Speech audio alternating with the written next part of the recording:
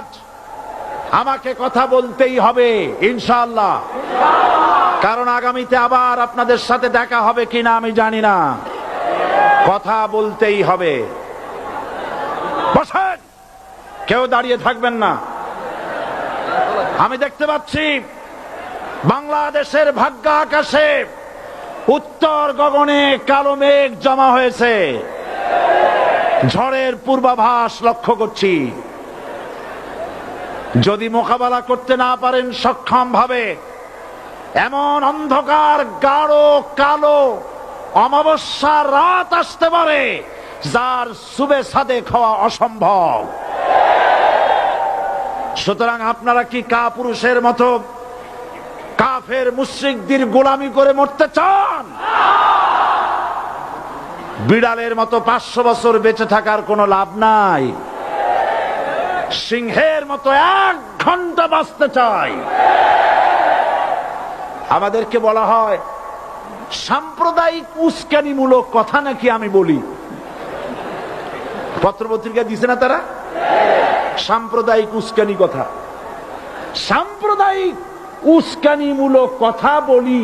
সেই জন্যই বোধহয় শত শত মুসলিম আমাদের কাছে এসে মুসলমান হয়। মানুষে আর বোকা বানানো যাবে না। যাবে কি? আর বোকা বানানো যাবে? তারপর বলছে কি, এরপরে বলছে আমাকে বলছে রাজাকার। শুনে রাখো চট্টগ্রামের লক্ষ লক্ষ জনতা, পার্লামেন্টে যখন আমাকে এই কথা বলা হয়েছিল, আমার পার্লামেন্টের কলিগ জাফরুল্লাহ চৌধুরী সাহেব বসে আছেন এখানে,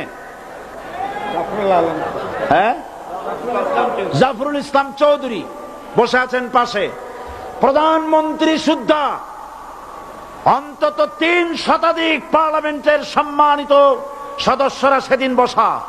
1997 সনের বাজেট বক্তৃতা যখন আমি করতেছিলাম, ডক্টর কুদরতে খোদা, নাম রাখছে কুদরতে খোদা, আসলে গজবে খোদা। এই লোকটি নাস্তিক, ইসলামের চূড়ান্ত দুশমন।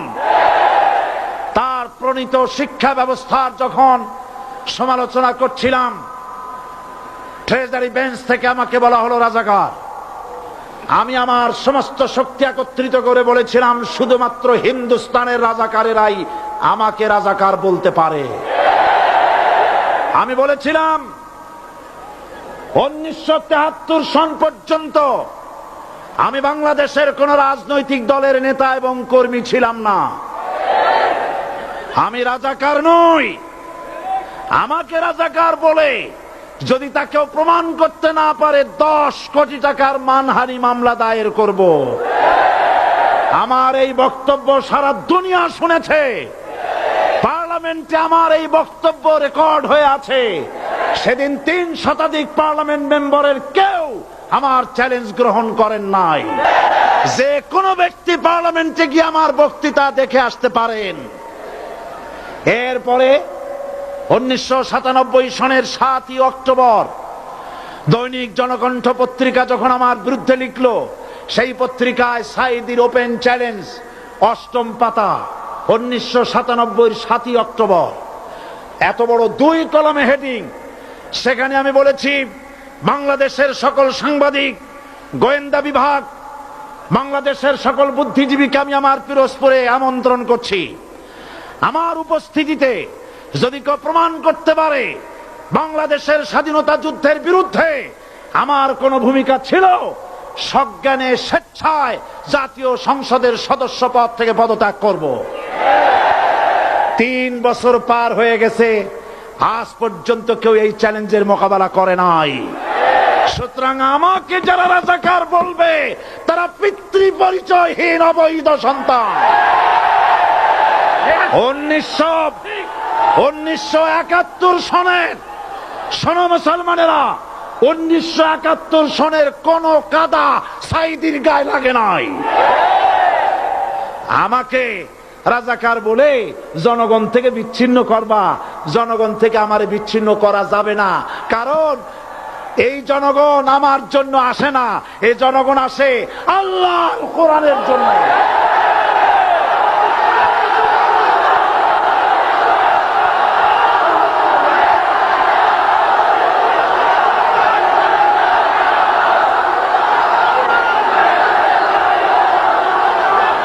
আজকে আর যারা ইসলামের কথা বলে, যারা ইসলামের কথা বলে তারাই রাজাকার, তারাই মৌলবাদী। মৌলবাদী বললে আমরা অসন্তুষ্ট হই না, কারণ মৌলবাদী শব্দটা আসছে মূল থেকে। মৌল শব্দ এসেছে মূল থেকে। মূলবাদী তার মানে যারা মূলে আছে। মূল হলো কোরআন, মূল হলো হাদিস, মূল হলেন আল্লাহ, মূল হলেন আল্লাহ রসুল। আমরা আছি মূলে। এখন বলেন তো মূলের শক্তি বেশি না আগার শক্তি বেশি? আমাদের যারা মৌলবাদী বলে ওরা হলো আগাবাদী। মূলে আছে কত কোটি? 12 কোটি। মূলে আছে কত কোটি? আর আমাদের যারা মৌলবাদী বলে ওই থাকো গাছের আগায়, আমরা মূলে। লাভালাভি বেশি করবা না, 12 কোটিতে গাছের গোড়া আসতে নানা দেবে, মামু বাড়ি দিল্লি গিয়া পড়বা, বাংলার জমিনে জায়গা হবে না। এ কথা বিশ্বাস করো। বাংলাদেশের মুসলমানদের শরীরে এক বিন্দু রক্ত থাকতে শয়তানের তৈরি করা ধর্ম নিরপেক্ষ মতবাদ বাংলার জমিনে কায়েম হতে দেওয়া হবে না, হবে না।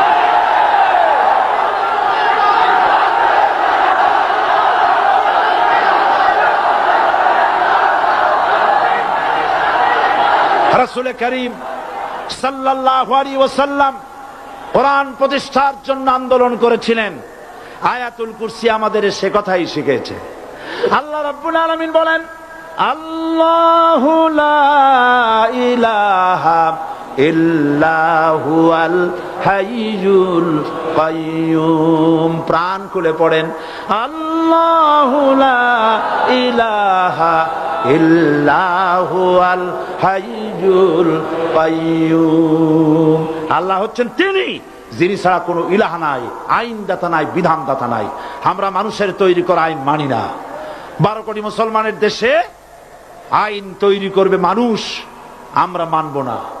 পার্লামেন্টে তৈরি হতে হবে কোরআন দিয়ে, পার্লামেন্টে আইন তৈরি হতে হবে কোরআন দিয়ে।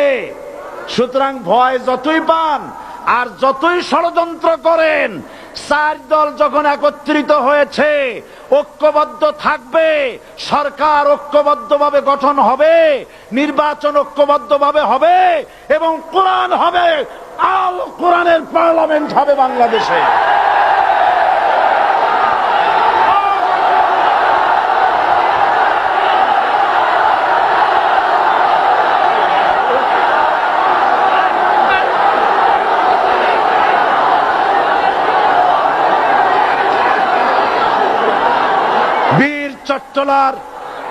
বীর চট্টলার মুসলমানেরা, বীর চট্টলার মুসলমানেরা স্বাধীনতার ঘোষণা এই চট্টগ্রাম থেকে স্বাধীনতার মহান ঘোষক প্রেসিডেন্ট জিয়াউর রহমান সাহেব দিয়েছিলেন।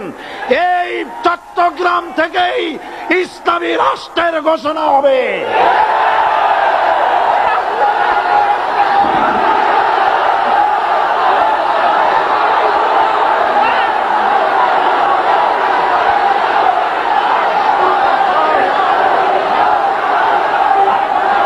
আশাবাদী আপনারা অবশ্যই তা পারবেন। আমি 100% বিশ্বাস করি ইনশাআল্লাহ। কারণ যে ষড়যন্ত্রের মোকাবেলা করে স্থানীয় রাজনৈতিক দলের নেতৃবৃন্দ কোরআনের মাহফিল সিনায় এনেছেন, আমি প্রথম দিনই বলেছি চট্টগ্রাম তাফসিরুল কোরআন মাহফিল কোন রাজনৈতিক দলের প্রতিনিধিত্ব করে না। এটা কোন জামাত শিবিরের একক সম্পদ নয়, এটা চট্টগ্রামের মুসলমানদের কলিজার টুকরা তাফসিরের মাহফিল। সুতরাং এই মাহফিল